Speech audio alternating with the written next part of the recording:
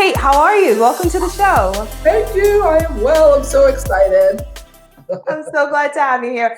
I'm so excited to hear more about your work with Grace Capital and to learn a little bit more about financial planning. So why don't we just jump right in? Tell us a little bit about you and how you got into, how and why you got into financial services. Yes. So I'll find it. Anabu. I'll find it. my son. I understand. I understood that. Real. So. Of course he did. Of course he did. And I totally understood that.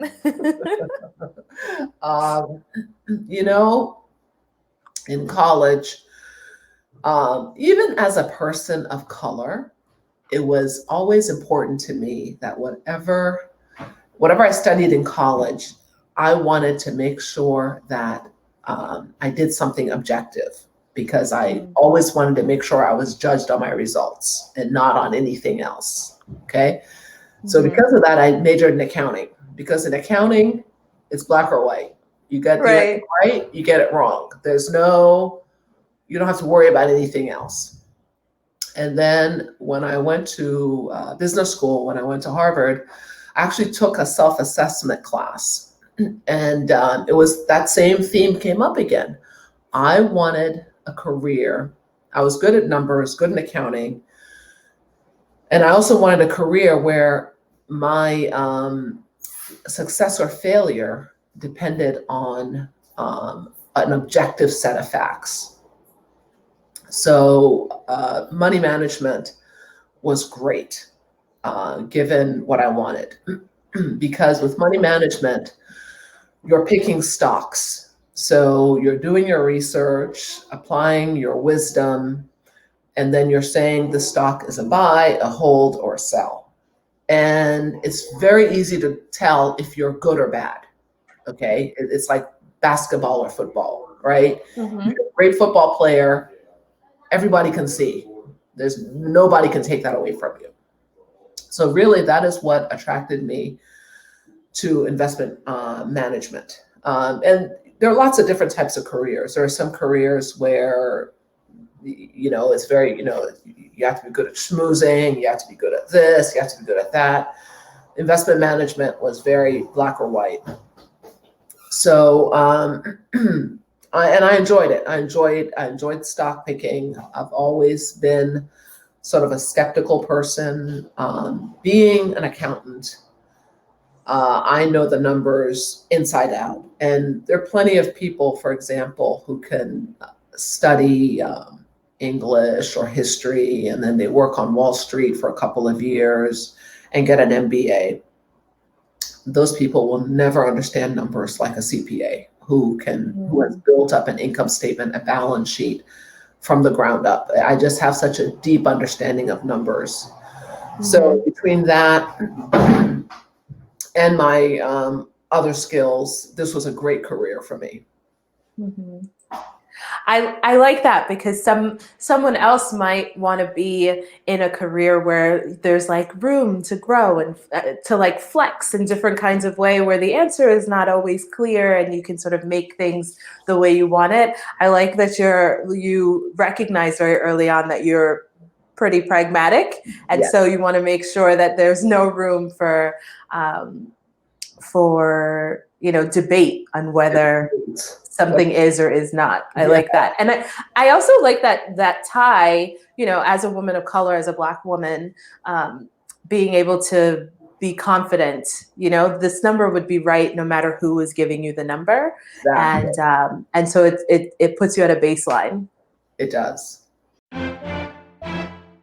How can Emlyn Group increase your brand recognition?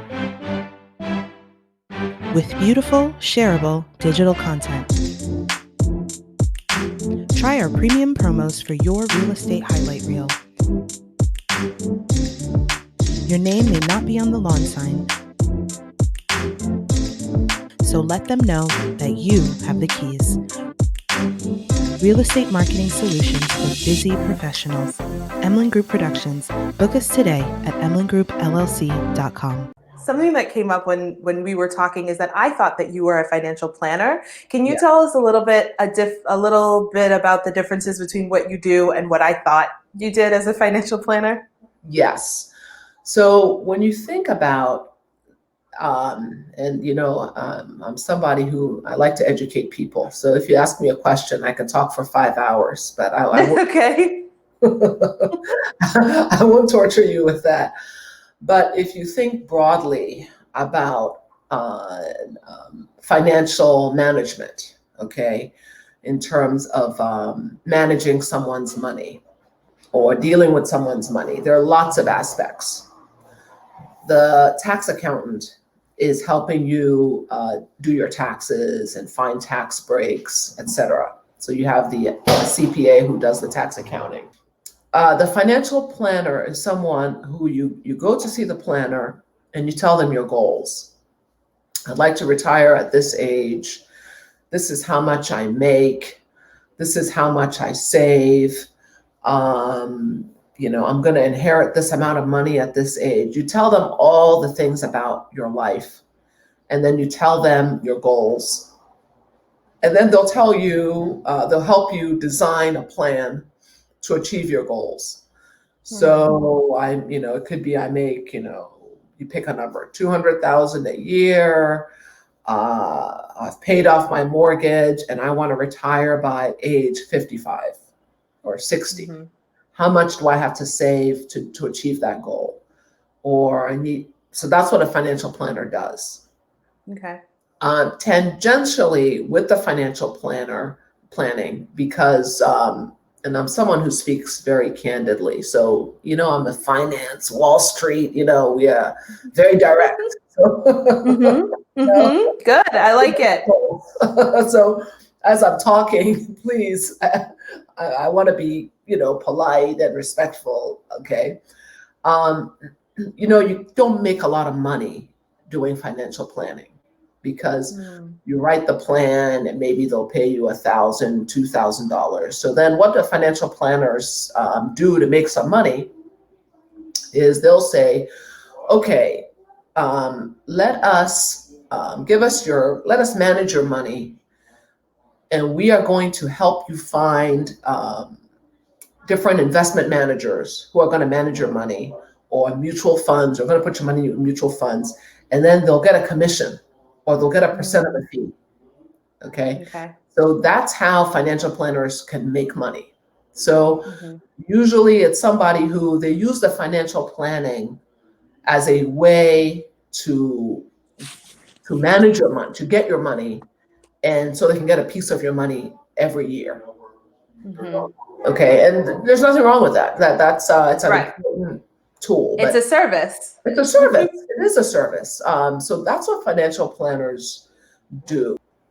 They can do a lot of coordinating. Okay, you need maybe you need. So like your money contractor. Your money contractor. Yeah. Okay, so that's not really what I do. What I do is I manage money. Okay. The financial planner will bring me the account. So the financial planner might say, okay, this person has 5 million. I want to put a little bit in, growth stocks. I want to put a little bit with value stocks. I want to put a little bit with international stocks. I want to put a little bit with small cap. I want to put a little bit with bonds. So maybe I'm the value manager. So I'll get, $1 million of it. The bond person will get X amount. This other person. When I get the money, I put the money to work. So that's what I do. I'm a fund manager, a money manager. It's a client-facing role. Yes, you have to have a nice bedside manner. If the client calls and they're worried or the market went down, what should I do? You have to be able to have those more sales skills where you can talk to the client, all that stuff. But my primary role is to do research on stocks and invest the money. So I don't know if that helps you understand. That absolutely helped. That absolutely helped. The range of how much I know is I use an app. I use the Robinhood app, which is how Yeah. we do a little bit of investment. And Uh-huh. I assume that I don't have enough money to need a financial planner or a money manager, right? Like, but Exactly. it's good for people to know, because eventually you get to the point where you do have some money that needs to be managed. And I think it's really important to know what you're going to do before you get the money, or Yeah. else I find every payday, right, the money just like trickles through my fingers, I right? know. I Friday, do. Friday it comes in, Monday I have no idea what's going on, right? That's right. So I think it's really important to have a baseline of information before Yeah. you even have the problem, Yeah. because then you know exactly what to do come, Monday morning or Friday morning or whenever. Yeah. And when you raise Robin Hood, okay, you guys are the Uh-huh. enemy, okay, because like Oh. everything else, just like Amazon is putting traditional stores out of business, Mm. Robinhood is putting financial planners and even money managers out of business and saying, hey, you don't have to talk to a real person. You can just log onto the app. We'll give you these options, and you pick the options, and you can You cut do them. it yourself. That's all. Yeah. Right. And But to be fair, I think that it feels like monopoly, right? It feels like monopoly money for me when I do this, and I know that there's several different kinds of app type things. yeah, But if I were dealing with what I would consider real money, I yeah, probably would go to someone that I thought was an expert who actually knew. If you're like messing with a couple $100, a couple $1,000 maybe, it feels like, oh, I can just move these things around. But like if I had some, substantial money, some money that was supposed to pay for my house or something like that, I think I would definitely turn to someone who I know I could pick up the phone and ask a question when oh the time no, came. and definitely, and I don't mean that as a criticism. Okay, Mm-hmm. and a lot people with a lot more money, millions, are also using Robinhood and Oh, different wow. similar websites. Yeah, and that's not a bad thing. Mm-hmm. It's just that it's putting us out of business. I know it's hard.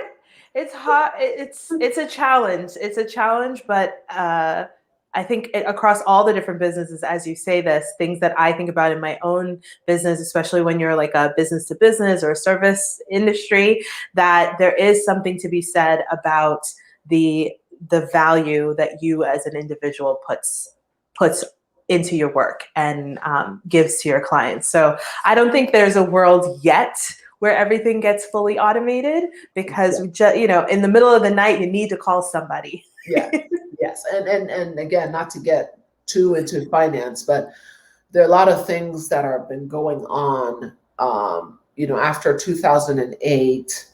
Mm. Um, Again, I don't want to get too fancy. The Fed, okay, the Federal Reserve Bank, they put a lot of money into the system, so it just drove the Mhm. market up. It just drove the market up. So because of that, Mhm. that also um, it's sort of like when people think investing is easy. Oh, all I had to do was put my money in the S&P 500, and I made a lot of money. I just had to buy a little Mhm. Tesla. So when they think it's easy, they do it themselves. They do it on the computer. If we have like a real market crash, 20%, 30%, that's when people panic.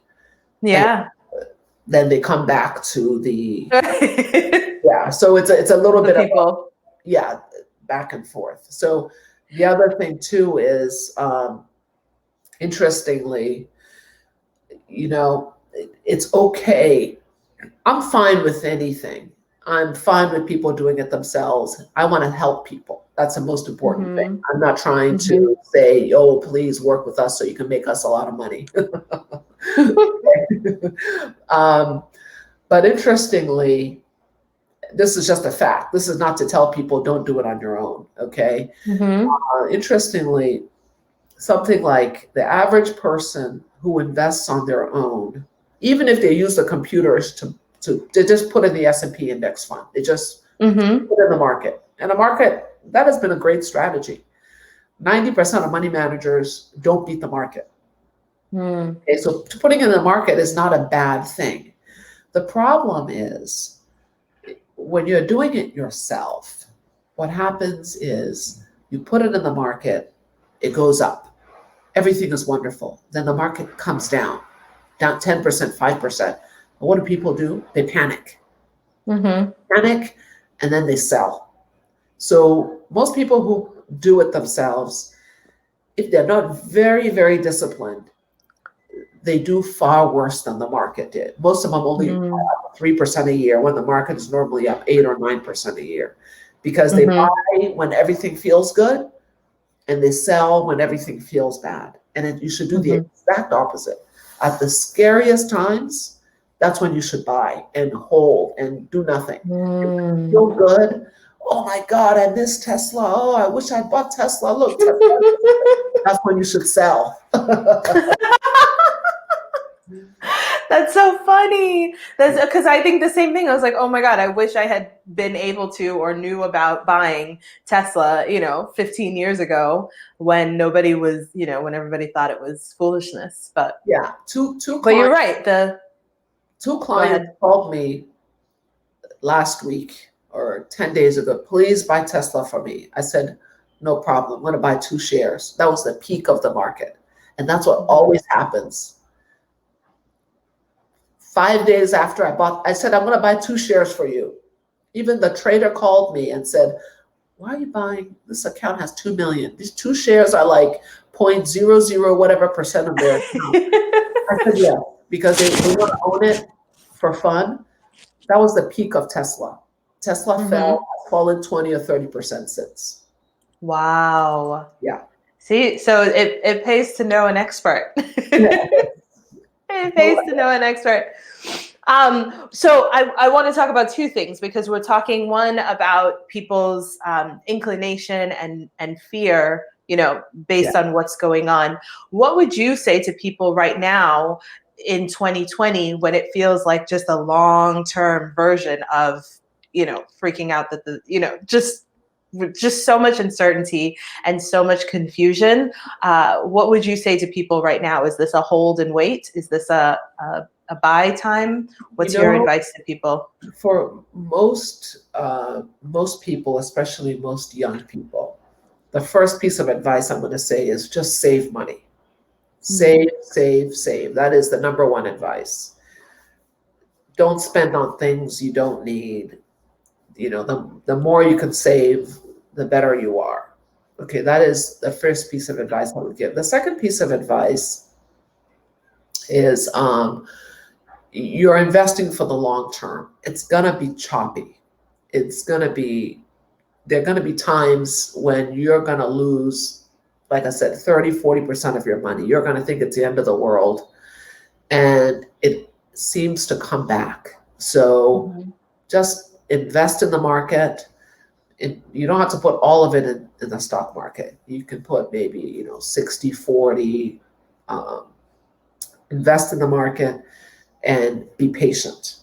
Be patient. That is the biggest thing. When I say patient, I'm talking 10 years, 20 years.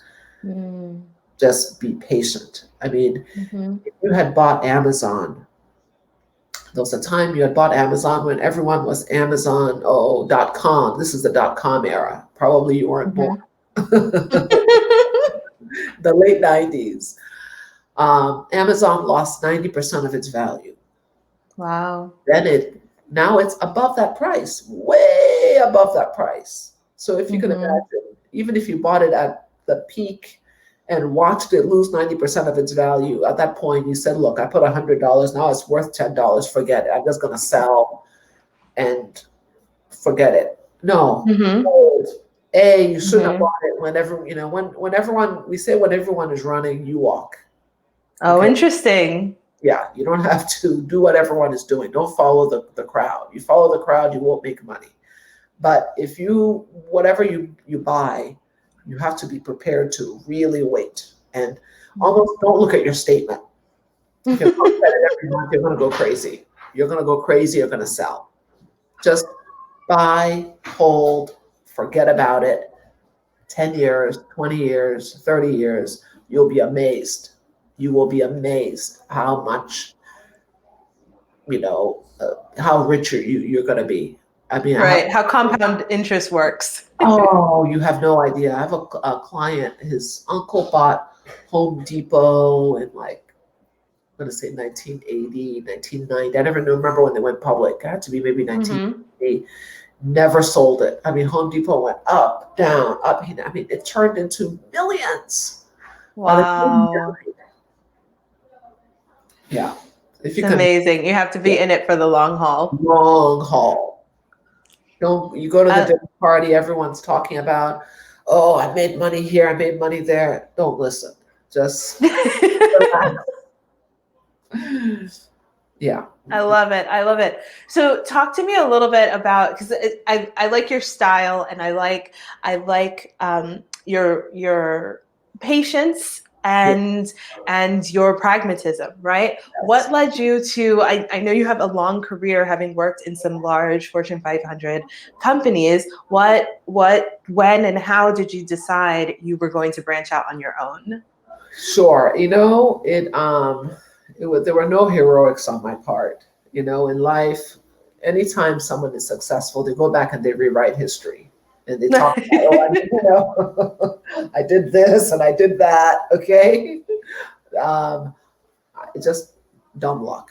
I really just got lucky. I had I met, he was now my former partner. I met him at an investment meeting.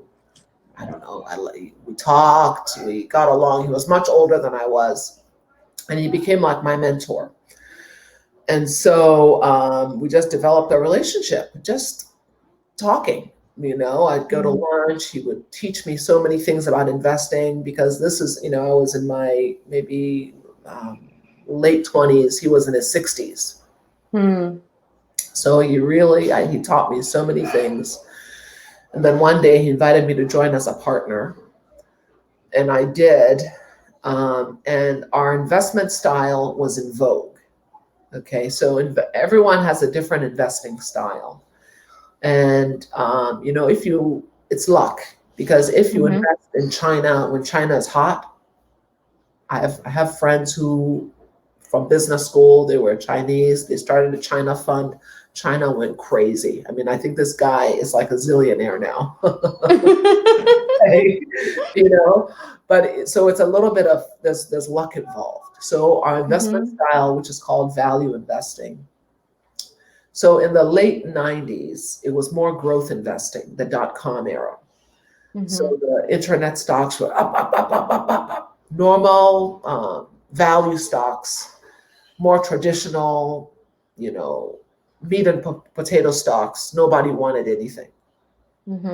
So then in 2002, the market basically crashed. From its peak in 1999, 2000, it lost 50% of its value. So everybody wanted now the more traditional, simple, dividend paying, basic investing. That's what we did. So the business just took off. So we started off at 100 million. We got it up to $1 billion. Wow. Yeah.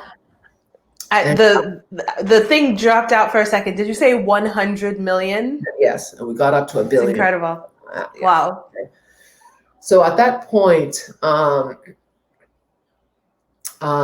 had, by that point, I knew the clients, very well. My partner was now in his 80s, and we just had different goals. So basically, I lifted with some of the employees, about a third of the assets and started the firm. It was no big heroics. It's like, I'm out. Yeah. And we had, so I actually started the company in 2006, but we were still working together. So we almost had two entities side by side, and then we split in 2015. Okay. Yeah. So cool. just luck. Sorry, I have a better answer. Because of course I'm playing Jerry Maguire in my head right now, right? Like that's what I've got going in my head. Who's with me, right? Yeah. No, that's really it feels like luck, but I think even if we're not rewriting history, we talk about some of the courage that it takes, right, to leave something that is working really well and is making really good sense, brain sense and money sense, but to be able to see that you and the other partner had different goals and were going in different directions, and to be able to, bet on yourself that you would be able to do this. Like you can't underplay that. Yes, thank you. And so what advice would you give to an entrepreneur out there who is thinking about going out on their own and starting their own business? What would you say to them as they are probably, stressing about it at night?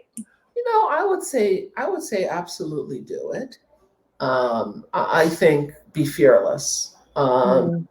I absolutely do it. And again, you have to understand, it is luck and timing. Okay.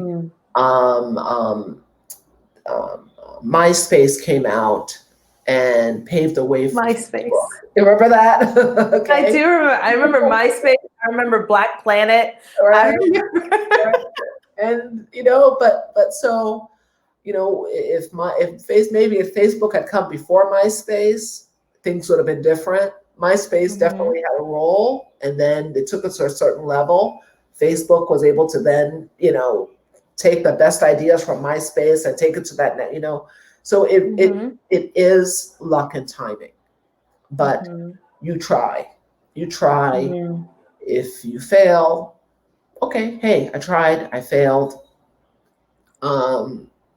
There's no, you learn something and you try something else, or you get a job for a while and, but I think I would just say, just try.